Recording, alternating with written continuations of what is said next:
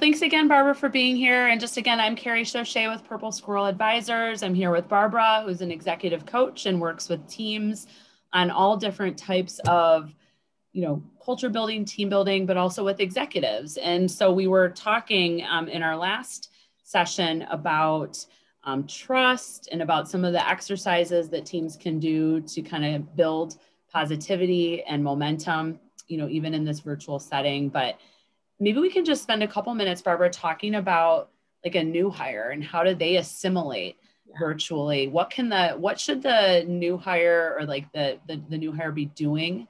And what should be expected of the employer? Yeah, it's really tough, right? To virtually assimilate, and you don't get to have that, full presence of your body in a room with everybody. I mean, it's really, really hard. So now you've got the most you're going to get is a head on a screen like this, right? Yeah. So you're going to have to be very intentional about identifying the key stakeholders that are going to lead to your success and meeting with all of them and being incredibly curious and spending time just chatting with them.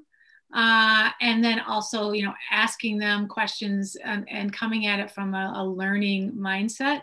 You don't come in with the answers at all. I mean, you don't do that anyway.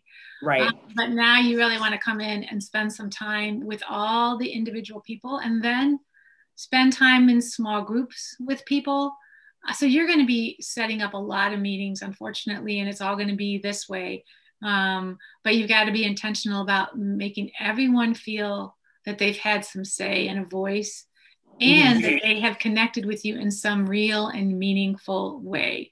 So it's always helpful if you can be a little vulnerable with people. And by being vulnerable, it could be just, I don't have all the answers. I really need your thoughts and your input about what we need to be doing, where our priorities need to be. And then once you establish those priorities, you need to get some quick wins, we call it, right? You want to have some quick wins those first 90 days.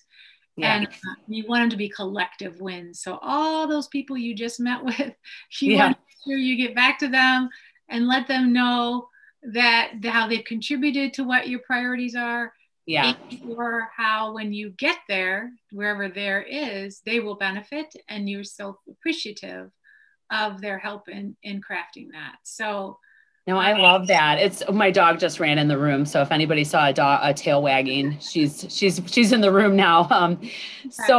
But what's interesting is, so when we're kicking off a search, a lot of times, we say, hey, we'd love to meet with anybody that you think it would be helpful for us to meet with to understand, the culture, the impact of this role, even if it's like another department head, like how do the two departments interact? What would they like to see from this new hire? If it's like, let's say a CFO, like how are the different areas of the business going to interact, and what has worked well in the past? What would they like to see more of?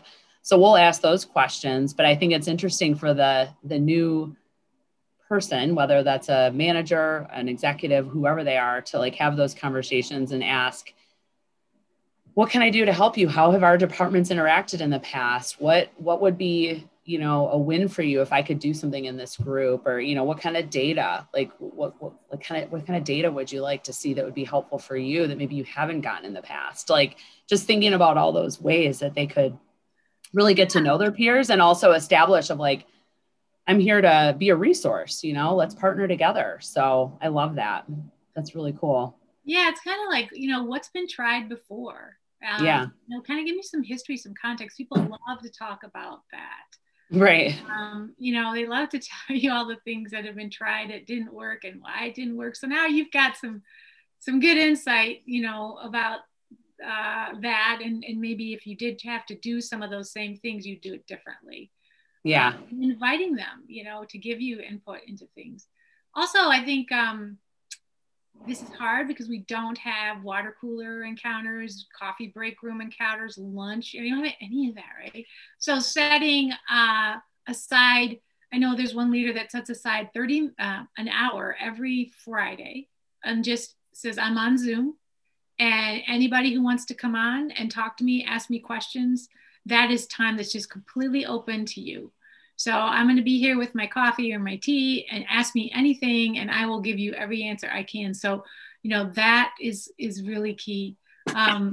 I think using it's like a replication of like the open door. Like I'm an open door leader. Yeah. That's their way of like opening up their door. I love that. Yeah, and then small groups of people will sometimes show up, sometimes individual, right?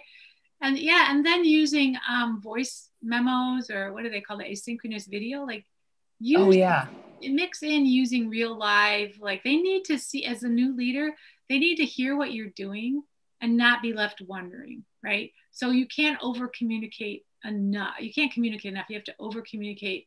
It's exhausting, but that has to be a big part of it. And so in this virtual environment, oh my gosh, you don't have time to do that, but you can use, like I said, asynchronous video. You can use voice memos. Voice memos. I love that. Yeah. I really love the Zoom office hours. That's a really cool idea. So, well, this was great. I've got a puppy in the background here that's going to continue to nibble at my at my hand, wanting to get some attention. So good time to wrap up. But thanks again, Barbara. And I look forward to having some future dialogue on related issues. Yeah, sounds good. Thanks so much, Carrie.